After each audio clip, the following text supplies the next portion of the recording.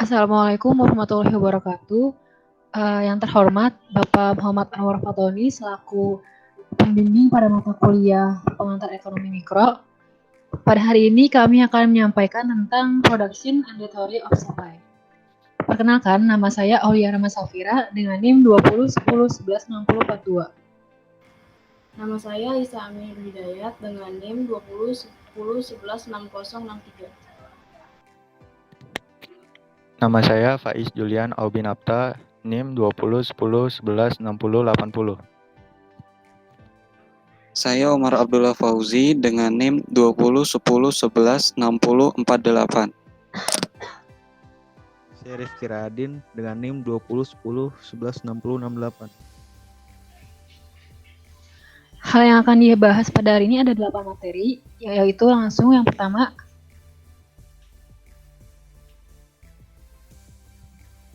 The Production Decision of a Firm. Terdiri dari 3 poin, yaitu Production Teknologi, merupakan cara praktis dalam menggambarkan bagaimana input, yaitu tanah, tenaga kerja, dan modal, yang diubah menjadi suatu barang jadi atau output, seperti mobil, TV, komputer, dan lain-lain. Kemudian, sama seperti pembeli yang ingin mencapai tingkat kepuasan tertentu dengan membeli kombinasi barang yang berbeda, maka perusahaan juga dapat menghasilkan tingkat output yang berbeda dengan memiliki kombinasi input yang berbeda. Yang kedua, consumer constraint atau cost constraints, atau kendala biaya. Perusahaan khususnya harus mempertimbangkan harga tenaga kerja, modal, dan input lainnya, karena seperti halnya konsumen yang dibatasi oleh anggaran yang terbatas, begitu pula produsen harus memperhatikan biaya produksinya. Yang ketiga yaitu input choices atau penentuan harga faktor produksi.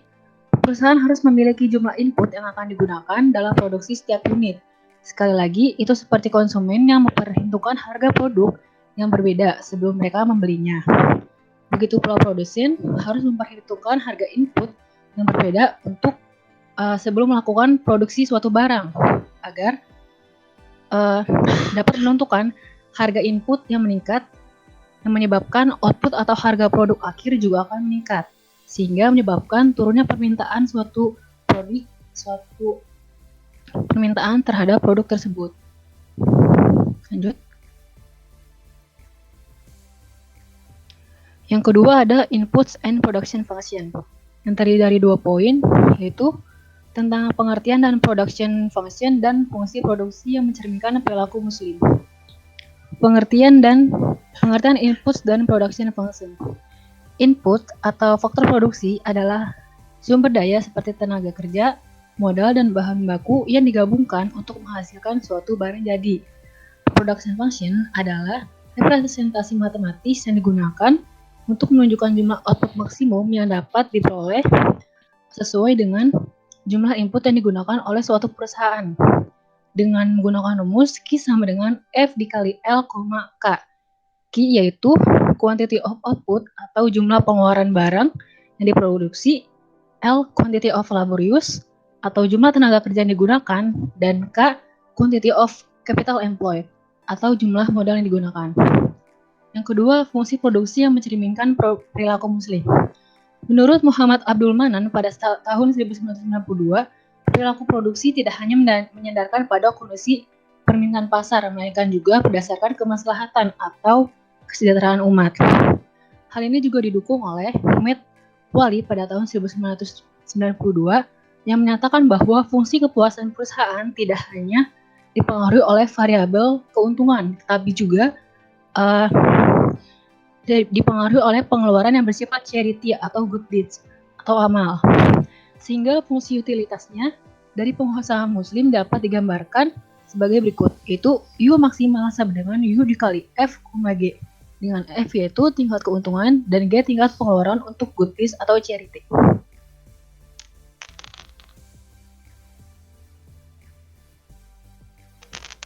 Lanjut.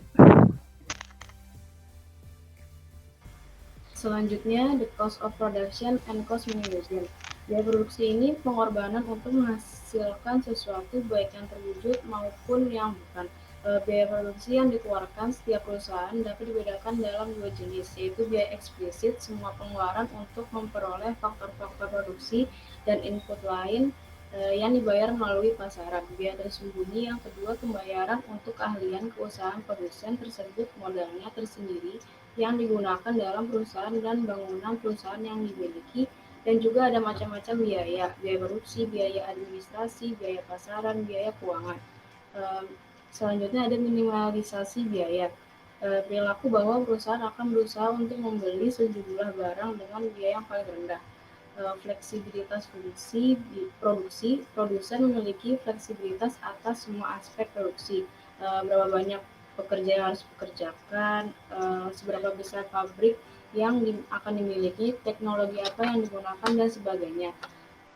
Terus ada proses produksi, sebuah cara di mana kuantitas output tertentu dapat dibuat. Ada yang menggunakan sejumlah kecil modal, sejumlah besar tenaga kerja, yaitu padat karya, lalu ada juga menggunakan sejumlah besar modal dan sejumlah kecil tenaga kerja, yaitu padat benda. Selanjutnya ada cost analysis. Analisis biaya, sejumlah uang yang dikeluarkan untuk melakukan proses produksi sampai distribusi dan merupakan pengorbanan serta mengurangi profit perusahaan. Tujuan analisis biaya ini untuk mengendalikan biaya, untuk menentukan keputusan, strategi harga, untuk merencanakan laba, untuk menghitung laba atau rugi. Klasifikasi biaya berdasarkan pengelompokan biaya, berdasarkan tingkah laku, berdasarkan pertanggungjawaban. Selanjutnya.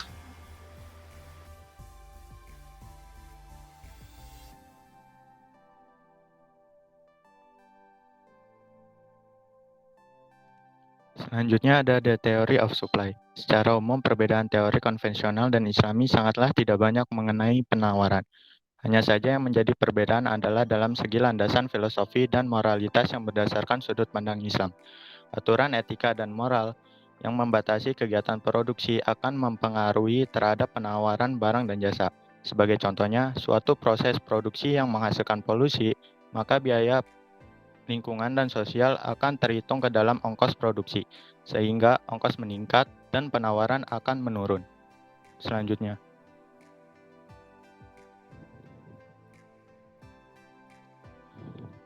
Selanjutnya ada kurva biaya. Kurva biaya menjadi 3, yaitu yang pertama ada kurva biaya tetap atau TVC. Kurva ini berbentuk lurus, meskipun nilai dari kuantitas akan mengalami perubahan. Yang kedua itu ada kurva biaya variabel atau total variable cost. Kurva ini dipengaruhi oleh jumlah barang yang diproduksi. Semakin banyak barang yang diproduksi, maka jumlah biaya variabel akan semakin besar. Yang ketiga itu ada kurva biaya total cost. Kurva ini dipengaruhi oleh kurva biaya tetap atau total fixed cost. Selanjutnya.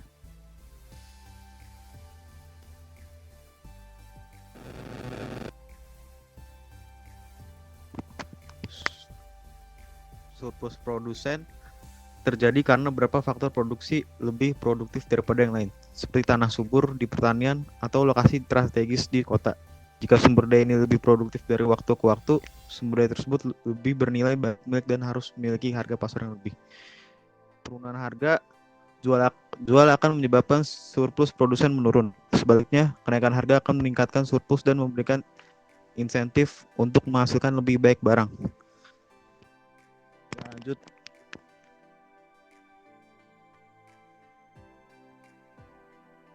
Internalization of external cost ada 2, yakni yang negatif sama yang positif. Yang negatif tuh misalnya kayak produsen punya pabrik tapi limbahnya nggak diurus dengan benar, akhirnya dia ngasih dampak buruk ke masyarakat.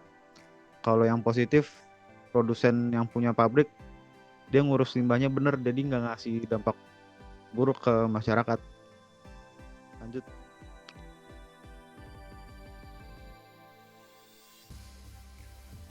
Baiklah, selanjutnya yang perlu dipahami dari supply itu adalah rantai penawaran, yaitu yang pertama itu dari individu ke organisasi, selanjutnya ke resources, selanjutnya ke aktivitas, teknologi, dan penjualan. Rantai penawaran dimulai dari pengiriman barang mentah dari supplier menuju ke pabrik manufaktur dan dikirim lagi sebagai barang jadi atau jasa ke konsumen. Perusahaan mengolah penawaran Jadi mereka dapat mengurangi biaya dan dapat bersaing sehat di dalam bisnis. Jadi kesimpulannya adalah mengubah barang mentah menjadi hasil akhir atau barang jadi untuk mendapatkan kepuasan konsumen dan dapat bersaing lebih lanjut di sebuah marketplace. Contohnya adalah dari Wings Food atau PT Sayap Mas Utama yang menciptakan produk mie sedap. Hal tersebut berasal dari sebuah keinginan konsumer dan lalu diterima oleh sekelompok orang dan akhirnya diproses ke manufaktur dan selanjutnya diproduksi mie dari barang mentah menjadi barang jadi sehingga selanjutnya dapat dijual ke konsumen. Terima kasih. Sekian presentasi dari kelompok kami. Kurang lebihnya mohon maaf. Wabillahi taufiq wal hidayah. Wassalamualaikum warahmatullahi wabarakatuh.